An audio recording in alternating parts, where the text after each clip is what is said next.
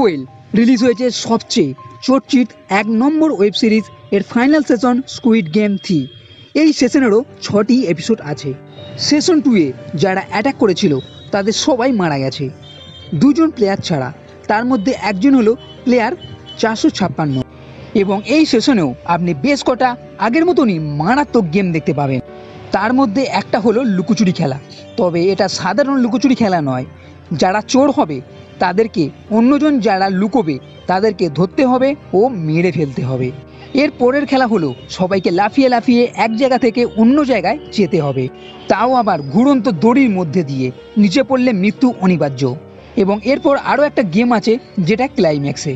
এবং এরই মধ্যে বাইরে থেকে যে লোকটি এই আইল্যান্ডকে খোঁজার চেষ্টা করছিল সেটাও দেখানো হবে, সে এই আইল্যান্ডটা খুঁজে পেল কি না।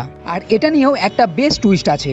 এবং ভিতরে যে অর্গান চক্র চলছিল ও যে মেয়েটি বাধা দিচ্ছিল তাদের মধ্যে একটা ফাইট সিনও আছে।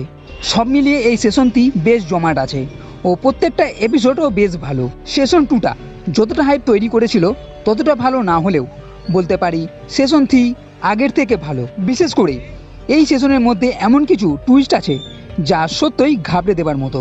এবং আরও একটা কথা বলে রাখি, আগের সেশনে যে মেয়েটি প্রেগনেন্ট ছিল সে এখানে একটা বাচ্চার জন্ম দিচ্ছে।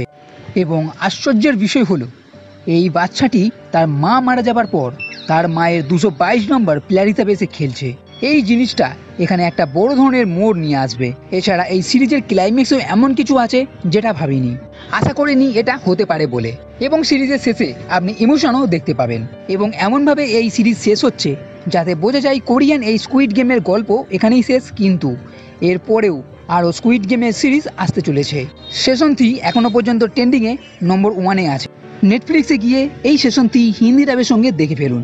তো বন্ধুরা, এই ভিডিও যদি ভালো লেগে থাকে তাহলে লাইক করো, কমেন্ট করো, শেয়ার করো, আর এই চ্যানেলটি সাবস্ক্রাইব করতে কখনোই ভুলবে না। এই ভিডিও দেখার জন্য ধন্যবাদ।